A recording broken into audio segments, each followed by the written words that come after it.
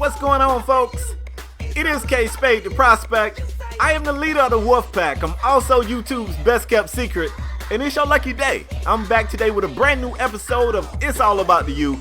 This is my NCAA 14 series. It's a Dynasty series about the Miami Hurricanes, and I'm going to take this great school, one of the greatest football programs in the history of college football, and I'm going to rebuild them to that powerhouse that other teams are just flat out afraid to face, and we're working on it. We're getting there. So before we get to the football field in this week's video, I want to show you guys just a little update on what I'm doing with the recruiting. Now, I got it sped up. I know you guys can't see exactly what's going on, but in short, I got a lot of top tier blue chip recruits that want to visit, and I'm scheduling all of these visits for the FSU game and the UNC game. Now, UNC is actually ranked right now. Florida State is not, but they both are conference opponents and they both are considered rivals. So, you get a bonus, you get a boost. You can kind of, you get more points out of beating a rival when you got these recruits over there. And I'm letting the recruits know that there ain't no fear in my heart. FSU, invite them. UNC, invite them. I don't really care. Get them out here. This game right here, man, we got to welcome Iowa to Miami in the typical Miami way with a boot to the face. You know what I'm saying? Cleats to the face mask. That's what I want to do. This is the opening drive of the game. Miami is going to bring a lot of zone blitzing in this particular drive because we don't want this quarterback to get too comfortable. At the same time, we respect that offense enough that we don't want to just line up in man and let these receivers, kind of get loose on this defense. Now, Miami's defense is legit. If you didn't know it, right here on 3rd and short, they try to go QB keeper on the read option, and we right there. Orange jerseys right there to shut it down. First play for Miami. Malik Rozier got John Rice down the seams. Throws the INT. That's just Malik having a weak arm, man. John Rice had a couple of steps on the defender. I hate to do this, but I think Brad Kaya probably drops that pass right in the bread basket. Maybe not, though. We saw Kaya throw some ducks, too. Anyway, man, Iowa actually put 3 points on the board in that first drive. And with possession back, they look to try to build upon that lead. Look at this crazy play. Sometimes it works to be lucky. You can be good and you can be lucky, but at the end of the day, luck counts too. Iowa moving the ball well. Beautiful stiff arm right here from Courtney Jones on the 6-yard reception on the screen. Still going to be 4th and short. They get held to another 3. So the Miami defense got a bend but don't break philosophy out here. Even though Iowa's moving the ball, they ain't getting in that painted area. So that might be a problem because if you allow Malik Rozier and this Miami offense to keep getting tries, they're going to figure this defense out. They're going to eventually start moving the football, and it's going to be trouble, trouble, trouble. Right here, Mark Walton showing you guys that he's not just a workhorse running the football out of the backfield. The boy can receive too, and if he does get tired, this backup right here, Jarvis Williams, is more than capable. More than capable. 1st and 10, play action pass to Williams. Malik Rozier with time in the pocket. He's going to just hit the little receiver across the drag, across the middle. That'll be John Rice. That's another 1st and 10. Jarvis Williams still in the game, getting his number called right here. Nice run play. I don't like to see them bounce back outside. That could have got ugly, but it's a 5-yard pickup for Miami. They're inside the red zone, and look at them right here. Read option. They're going to hand it off to Walton, who gets into the end zone. Miami's first score today. It's all about the youth. Mark Walton and Malik Rozier in this read option, as they continue to get better at it, man, they're going to look like Tommy Frazier and Lawrence Phillips. Y'all probably don't know those dudes. Get in your Google search engine and look these dudes up, man. They 2 of the best I ever seen run the option. 2 of the best. Miami will actually miss the extra point. Long story. But we got a 6-6 game out here, and the Miami defense said, you know what, on 3rd and 6, we're going to show y'all what we about. Man, I can't believe these boys really thought they was going to run the ball on 3rd and 6. It's not going to work. They punt the ball off. Miami offense back on the field. Closing seconds of the first quarter. Look at Mark Walton. This guy right here looks like a Heisman favorite. When he's running this football, he just has a nose for finding the cutback lanes, and he knows where to go, man. His vision is beautiful. Malik Rozier showing you guys what I already said. He's getting pretty comfortable in this offense. He looks good. Later, 1st and 10, they go read option again. Malik's going to keep it. He's got a little bit of feel. Didn't show any fear right there. Ran into black helmet, standing up. Like, what up? What y'all going to do? Tough run. Still running the read option, man. Still having success with it. If it ain't broke, don't fix it. And really, They can do whatever they want to do right now. And I'm going to tell you, this sets up the play action pass. Let me show you right here on 3rd and 6. Malik Rozier is going to roll out off of the play action, looking downfield, finally delivers a strike to the sideline. That's David Njoku inside the 5.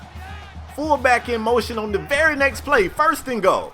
Rozier hands it off to Mark Walton. Mark puts his head down, busts through the pack, gets into the end zone for his 2nd TD of the day. We ain't even made it to the half. This is going to end up being a really big game for Mark Walton. Iowa offense back on the field. Empty gun, floods the right side of the field, drops back, throws a pass to the left side of the field. I like it. Nice little tricky play. 3rd and 7, man. Let's see if these guys can convert the 3rd down. That's kind of been hurting them right here. They're going to take a shot across the middle of the field. It is picked off by the linebacker, Demetrius Jackson. We got some savvy guys on this defensive side of the football, and I'm going to be honest with you. I feel like this defense is carrying us.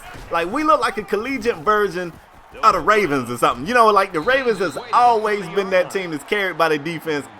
Kind of not so much as of late, but you know what I'm talking about. 2nd and 10, Malik Rozier is going to roll out the pocket.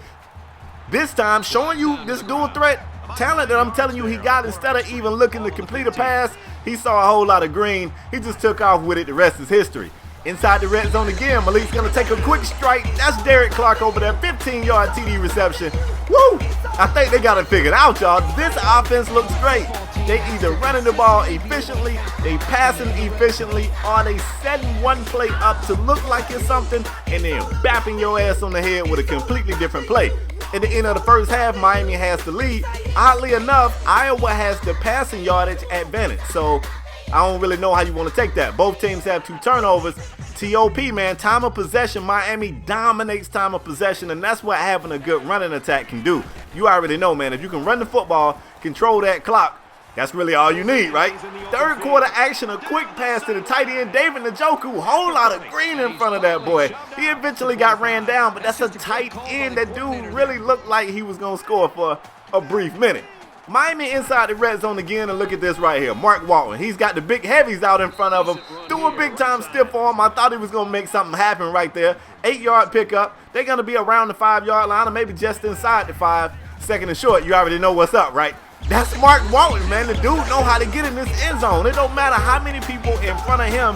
Somebody going to move, or he's just going to drive the whole pile into the end zone. That's 3 TDs if you count them. That's 3. 27-6, Iowa, you guys got to respond, and I don't think Miami's letting off the gas pedal. This is a big-time pickup of yardage right here for Iowa, but it's because Miami came out here and called a 0 blitz. Like, they sit in the kitchen sink. Even with the lead this big, they ain't letting off the pedal. Look at this, man. The cornerback, Ryan Mays, gets an interception in the end zone, took a quick survey of the field and felt like, you know what? I probably can advance this. Comes out of the end zone. He got past the 20, so I guess it's better than taking a knee right there. And you can see after the pick, he had a brief moment of pausing, looked at the field and said, oh, nah, I'm out of here. I'm out of here. Miami offense back on the field, man. Mark Walton looked like if he get the carries, I don't know, y'all. He's closing in on 100 yards rushing on only about 15 to 16 carries, so he's definitely getting it in. 2nd and short right here. The shoestring tackle prevents this guy from getting so much more. No telling how much he gets there. Miami finds themselves faced with a 3rd and long. Malik Rozier with time in the pocket. He's too far back behind the line of scrimmage, though. His arm is a little weak. He ain't have enough to sling that football in there and get it where it needs to be. Miami ends up having to punt that off. We ain't really worried about it. It's the 3rd quarter. It's 27-6. It ain't no way Iowa getting back in this game, right? I mean, I want to say that. However, they tight end kind of getting loose out here. How you say that? Wisniewski? I don't know. It don't matter. He getting some stuff to shake. He's getting his opportunities, getting his catches. He's actually having a pretty good game. I just don't know if it's enough. They're going to need a little more. 3rd and 5. Quarterback with time in the pocket, man. Nice little comeback route, and that kid right there heard footsteps. That's what happened when you get hit 2 or 3 times. Like, you take a big hit, start getting scared, man. You start trying to run before you actually got the football in your hands. Look at this play right here. Mark Walton stiff-armed a teammate. Anybody can get it. 3rd down situation for Miami. Malik Rozier drops back the pass, goes across the middle of Derek Clark. That's a completion. It's still short of the 1st down. Miami must have been feeling a little cocky, went for it on 4th, didn't get it. Now, Iowa has the ball right here at midfield, so that's really good field position. I ain't really afraid though, because this defense right here, they the best. I'm gonna go ahead and say it. I think it's the best defense in college football, and I'm gonna put that pressure on them. Watch out, put them in a bad situation.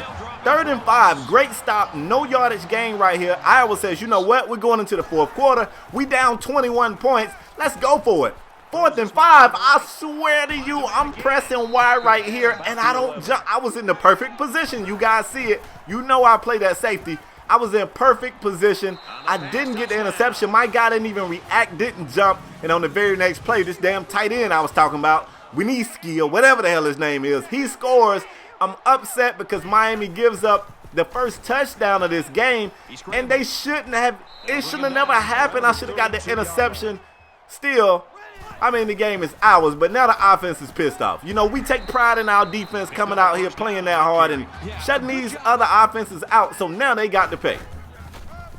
2nd and 5, they hand it back off to Mark Walton. Look at Mark, man. If he had a jump back inside Njoku as he was trying to do, that could have got big. But on 2nd and 6, Rozier throws one up. That's John Rice, the nephew of Jerry Rice, and you can see the family relation. The guy goes up, catches the football at the highest point.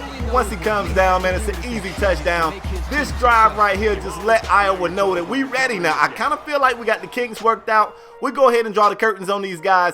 That's a ball game right there. Somebody made a request last video for me to let the video run a little longer, show all of the stats, so I do that in this particular video. If you're a stat guy, you want to see what everybody did, just hang tight a little while longer, you'll see all that. Mark Walton is our player of the game for obvious reasons. Told you guys he was ready for a big game. The bad thing is Jarvis Williams is really not getting the opportunity to shine. I hate that for Jarvis, but Mark Walton, it's just his time right now, man. Just his time. But anyway, that's all I got for today's video. Hope you guys enjoyed it. If you did, leave a like. If you're new, hit subscribe, and I'm out the next time, folks. Peace.